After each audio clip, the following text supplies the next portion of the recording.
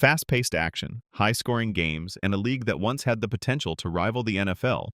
This is the story of the Arena Football League and the Indoor Football League. From its groundbreaking beginnings to shocking bankruptcies, we'll take a deep dive into the highs and lows of indoor football. Our journey begins in 1981, when a man named Jim Foster, an ex-NFL executive, sketched an idea on a napkin. He envisioned a version of football played indoors on a smaller field, with high-energy gameplay that could entertain fans year-round. By 1987, the Arena Football League was officially launched, featuring teams like the Pittsburgh Gladiators and Denver Dynamite. Unlike traditional football, the game was played on a 50-yard field, with rebound nets, walls in play, and a heavy emphasis on passing. The league started small, but quickly gained a loyal fan base, thanks to its fast-paced action and thrilling comebacks. By the 2000s, the AFL had major TV deals, celebrity owners like John Bon Jovi, and even a developmental league called AF2. Expansion teams popped up across the country, from New York to Los Angeles, bringing in fans who wanted an alternative to the NFL. Some of the biggest names in football passed through the AFL, including Kurt Warner, who went from stocking grocery shelves to winning an AFL championship before making his legendary leap to the NFL. His story became one of the AFL's greatest success stories, proving that the league wasn't just a sideshow, it was a legitimate proving ground for talented players. As the AFL grew, it saw both massive expansion and major instability. Teams came and went, and the league struggled to maintain financial sustainability. Arizona Rattlers, one of the most successful AFL teams, later moved to the IFL. Chicago Rush, folded after the AFL's 2013 collapse. San Jose SaberCats, four-time champions but folded in 2015 due to financial issues. Cleveland Gladiators, suspended operations in 2019. Orlando Predators, left the AFL in 2016, citing financial concerns.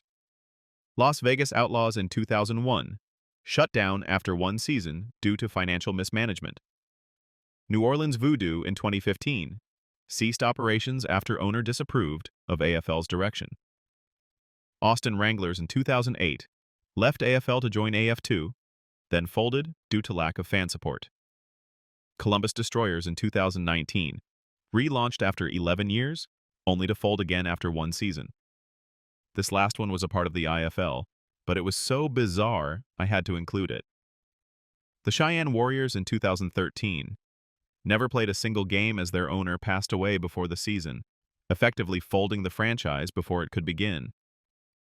Some teams found a new home in the IFL, like the Arizona Rattlers, while others vanished entirely. The league's struggles became more evident as attendance numbers declined. While some teams saw packed arenas, others barely filled seats.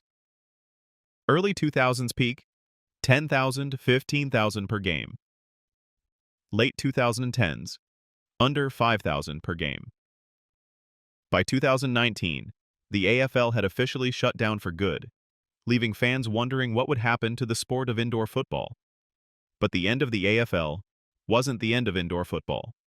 Around the same time, the Indoor Football League, IFL, was growing. Established in 2008, the IFL took a different approach, focusing on slow, sustainable growth rather than chasing big TV deals.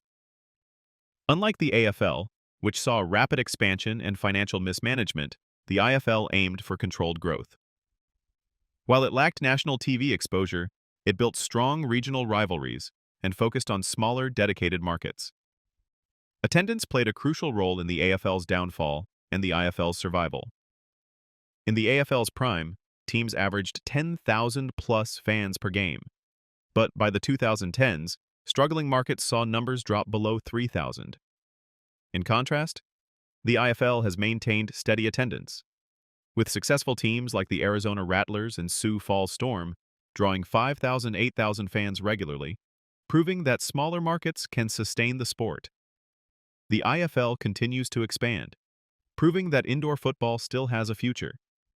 With stable management, dedicated teams, and growing fan interest, the sport isn't dead, it's just evolving.